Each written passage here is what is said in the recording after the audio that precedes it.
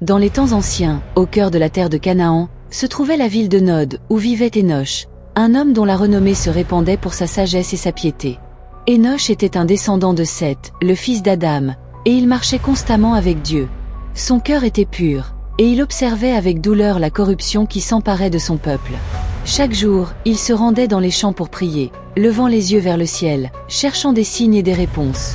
Les hommes de sa ville, en revanche, se livraient à l'idolâtrie et à la débauche. Les rituels païens s'intensifiaient, et la violence et le désespoir dominaient. Énosh, conscient de la destruction imminente qui menaçait son peuple, se sentait accablé par la responsabilité qui pesait sur ses épaules. Un soir, alors que le soleil se couchait derrière les montagnes, une lumière éclatante l'entoura. Énosh sentit une présence divine. Il savait que quelque chose d'extraordinaire allait se produire. Alors qu'il fermait les yeux, il entendit une voix puissante l'appeler. C'était Dieu lui-même, lui demandant de se préparer à recevoir une révélation qui changerait le cours de l'humanité. Énosh, bouleversé mais déterminé, se rendit à la colline sacrée qui dominait sa ville. C'était un endroit où il avait souvent prié, mais ce soir-là, l'atmosphère était différente. Les étoiles brillaient d'une intensité inhabituelle. Alors qu'il levait les yeux, une multitude d'êtres célestes descendit du ciel. Ces créatures resplendissantes étaient appelées les veilleurs, des anges chargés de surveiller l'humanité. Leur chef, Samyaza, s'avança et, avec une voix mélancolique, confessa leur rébellion. Ils avaient quitté leur place céleste et avaient pris des épouses parmi les filles des hommes, engendrant des géants qui semaient le chaos sur terre. Nous avons transgressé les commandements de Dieu, avoua Samyaza. Nous avons apporté la corruption parmi les hommes. Énosh, touché par leur douleur, comprit que ces êtres autrefois purs étaient maintenant pris dans un cycle de désespoir. Il ressentait de la compassion pour eux, mais il savait également que la justice divine ne pouvait être ignorée. Les géants, produits de cette union, étaient de terribles créatures, apportant destruction et désolation. Leur comportement était un reflet de la décadence de l'humanité, et la colère de Dieu grandissait. Dieu demanda à Énosh de transmettre un message de jugement aux veilleurs. « Va, Énosh, et annonce-leur la vérité. Dites-leur qu'ils seront enchaînés dans les abîmes, qu'ils ne connaîtront pas la paix tant qu'ils ne se repentiront pas. » Avec détermination, Énosh accepta cette mission sacrée. Il se sentait comme un prophète, portant la parole de Dieu à ceux qui avaient perdu leur voix. Énosh se rendit dans les cieux pour prononcer ce message. Il s'adressa aux veilleurs avec fermeté, leur rappelant leur mission initiale et leur déchéance. Vous avez abandonné votre place dans les cieux pour vous mêler à la chair. Vous aurez à rendre compte de vos actes. La colère de Dieu s'abattra sur vous, et vos descendants, les géants, connaîtront la destruction. Les veilleurs, désespérés, implorèrent Énosh de prier pour eux. Ils avaient perdu tout espoir et cherchaient la rédemption. Mais Énosh savait que le jugement était inévitable.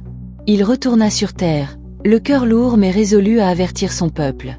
Énosh se mit à prêcher dans les rues de Nod. Avec passion, il exhorta les habitants à abandonner leurs pratiques idolâtres et à revenir vers Dieu. « Repentez-vous, car le jugement approche. Dieu ne tolérera plus cette corruption. Les jours de votre grâce touchent à leur fin. » Les gens l'écoutaient, intrigués par ses paroles. Certains le traitèrent de fou, tandis que d'autres commencèrent à ressentir une peur croissante. Les rituels et les festivités païennes continuaient, mais Énosh persistait, jour après jour, à prêcher la repentance. Malgré ses efforts, la violence s'intensifiait. Les géants, nés des unions interdites, parcouraient la terre, semant le chaos. Les cœurs des hommes se durcissaient, et la peur de Dieu s'évanouissait. Énosh se sentait seul, mais il savait qu'il devait continuer à prier et à prêcher, même face à l'adversité. Une nuit, alors qu'il méditait, Énosh reçut une nouvelle vision. Il fut transporté dans les cieux et se retrouva devant le trône de Dieu. La majesté divine l'éblouit, et il tomba à genoux, effrayé mais émerveillé.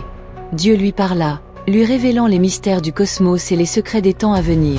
« Écoute, Énosh, je te montre ce qui est et ce qui doit être. Le mal s'est multiplié sur la terre, et ma colère est grande. Je te confie la connaissance de ce qui arrivera.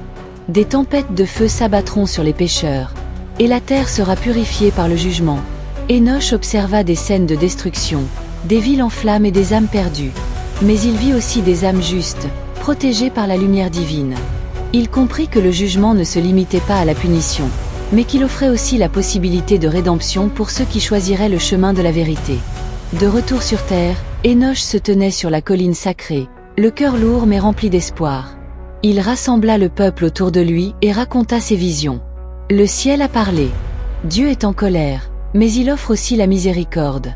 Écoutez mes paroles, car elles sont un appel à la repentance. Des murmures parcoururent la foule. Certains étaient convaincus par sa foi et sa détermination, mais d'autres, plus sceptiques, se moquèrent de lui. Les géants, sentant leur pouvoir grandissant, commencèrent à menacer Enoch. « Tu n'es qu'un homme, Enoch.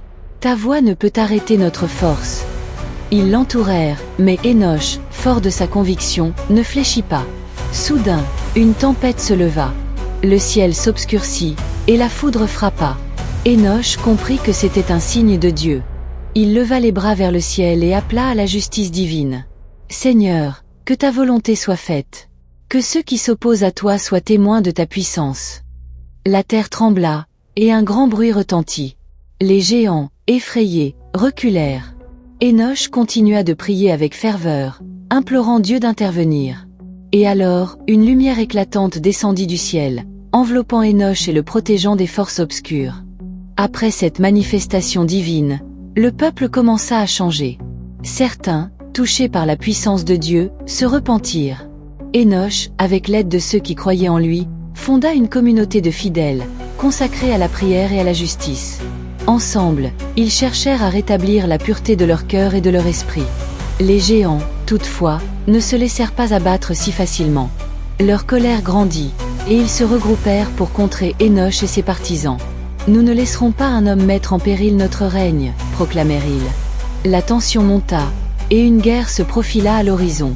Enoch, sachant que le combat ne pouvait être gagné par la force, se tourna vers Dieu. « Seigneur, montre-nous le chemin. Nous ne pouvons lutter seuls contre ces puissances. » Dieu, dans sa sagesse infinie, révéla à Enoch un plan.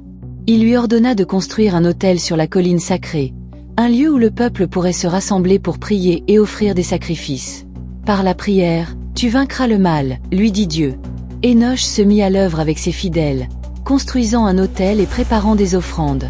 Chaque jour, ils se réunissaient pour prier, chantant des louanges à Dieu et demandant sa protection.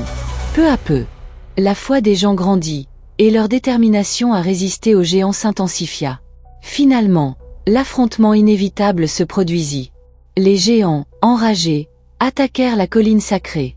Mais Enoch, avec ses partisans, se tenait ferme. « Nous sommes les enfants de la lumière, et nous ne craignons pas le mal. » Au moment crucial, alors que les géants se précipitaient vers eux, une lumière éblouissante émana de l'autel. La puissance divine se déversa sur le champ de bataille, repoussant les géants dans une fuite désespérée. Enoch, témoin de ce miracle, réalisa que la foi véritable pouvait triompher des ténèbres. Les jours passèrent, et le peuple de Nod commença à prospérer. Enoch continua à prêcher, guidant les âmes vers la lumière. Il savait que son temps sur terre touchait à sa fin, mais il était en paix, sachant qu'il avait accompli la volonté de Dieu. Un jour, alors qu'il priait sur la colline, Enoch fut enveloppé de lumière une fois de plus. Cette fois-ci, il comprit que son heure était venue. « Seigneur, je suis prêt », murmura-t-il. En un instant, il fut enlevé dans les cieux, laissant derrière lui une communauté de croyants transformés par sa foi et son courage. Enoch devint une légende, un symbole d'espoir et de justice pour les générations à venir. Son nom serait murmuré par ceux qui cherchaient la vérité, et ses visions continueraient à inspirer ceux qui aspiraient à marcher dans la lumière.